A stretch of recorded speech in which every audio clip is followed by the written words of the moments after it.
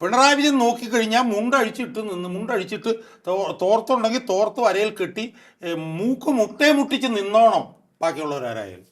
അങ്ങനെയാണ് പിണറായി വിജയൻ ഇതിനെ കൊണ്ടുപോകുന്നത്. പക്ഷേ ആ സാഹചര്യത്തിൽ ഈ പ്രദീപ് കുമാർ VSൻ്റെ ഒപ്പം നിന്ന ആളാണ്. ഇപ്പോൾ ഈ പോസ്റ്റിലേക്ക് വളരെ കീ പോസ്റ്റാണത്, ഈ പോസ്റ്റ് എന്ന് പറയുന്നത്.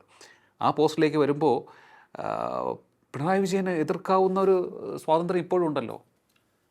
ഇതിനകത്ത് ഈ പ്രദീപ് കുമാർ എന്ന് പറഞ്ഞ ഒരു വ്യക്തിയായിട്ട് അതിനകത്തേക്ക് വരികയല്ല ചെയ്യുന്നത് എന്ന് നമ്മൾ കാണണം. കാരണം പ്രദീപ് കുമാറിൻ്റെ പേര് വന്നത് തന്നെ സ്വാഭാവികമായിട്ടല്ല. ഓക്കെ, അത് സ്വാഭാവികമായിട്ടാണ് കണ്ണൂരിൽ നിന്ന് ഒരാളുടെ പേരെ വരാൻ പാടുള്ളൂ. അതൊരു പോയിന്റാണ്. കാരണം പ്രൈവറ്റ് സെക്രട്ടറി ആയിട്ടുള്ള KK രാഗേഷ് പോയപ്പോൾ പിണറായി വിജയൻ അവിടെ പോയിരുന്ന് പിന്നെ കണ്ണൂർ ജില്ലാ സെക്രട്ടറി ആയിട്ട് തീരുമാനിപ്പിച്ചിട്ടാണ് പോകുന്നത്. പിണറായി വിജയനെ സംബന്ധിച്ചിടത്തോളം പിണറായി വിജയനുമായി ബന്ധപ്പെട്ട് പ്രവർത്തിക്കുന്ന ഏറ്റവും ക്രൂഷ്യലായിട്ടൊരു പോസ്റ്റാണ് പ്രൈവറ്റ് സെക്രട്ടറി. അല്ലെങ്കിൽ അദ്ദേഹത്തിന് ഈ പ്രദീപ് കുമാറിനെ എനിക്ക് എൻ്റെ വരുതിയിൽ നിർത്താം എന്നുള്ളൊരു ആത്മവിശ്വാസം ഉണ്ടാകുമോ? ഇല്ല, ഞാൻ പറഞ്ഞു വരുന്ന പോയിന്റ് ഇത്രയേ ഉള്ളൂ.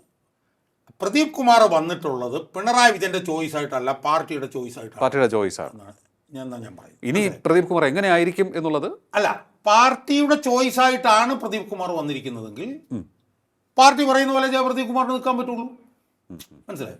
പിന്നെ പിണറായി വിജയനെ സംബന്ധിച്ചിടത്തോളം പിണറായി വിജയൻ ഏകാധിപതിയാണ്, പിണറായി വിജയൻ നോക്കിയാൽ മുള്ളൂ എന്നൊക്കെ പറയുമ്പോൾ പോലും പിണറായി വിജയൻ ദുർബലനായിക്കൊണ്ടിരിക്കുകയാണെന്നുള്ളൊരു വസ്തുതയാണ്. പല ഘടകങ്ങളുണ്ട്.